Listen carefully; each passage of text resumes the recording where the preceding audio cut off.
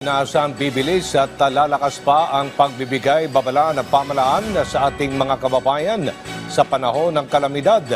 Ito ay pagtutulungan ng pamahalaan at ng Japan International Cooperation Agency o JICA. Si Clazel Pardilla sa sentro ng balita.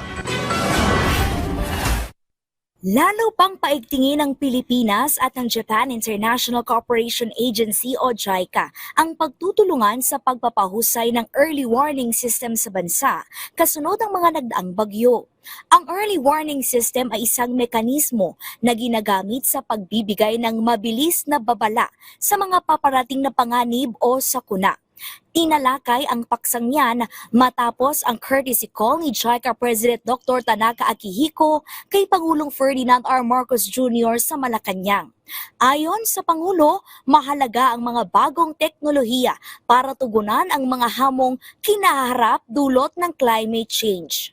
Binigyang diin din ng punong ehekutibo ang pagpapatuloy sa mga programang tumutugon sa clean energy na isa sa mga nakikitang solusyon sa nagbabagong panahon. JICA has always been an important partner for the Philippines. It started off only infrastructure, but now you expanded into other areas. So we hope we can continue, especially the big projects that we have now. Isang JICA sa mga ahensya ng Japan na nagbibigay suporta sa iba't ibang bansa, kabilang ang Pilipinas. Pinuri nito ang natatanging performance ng Pilipinas sa pagtugon sa sakuna na maikukumpara sa mga advanced o mas maunlad na bansa.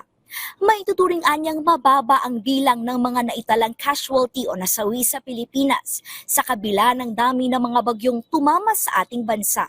Tiwala si Akihiko na malaki ang maiambag ng pinagsamang abilidad ng Japan at Pilipinas sa disaster management sa global community. As a country sharing the similar fate of having lots of typhoons, but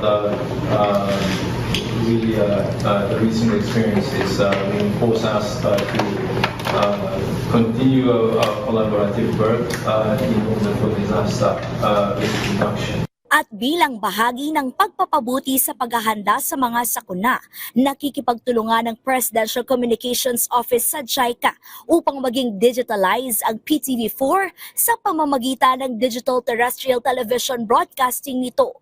Target ng naturang proyekto na magtatag ng emergency warning broadcast system.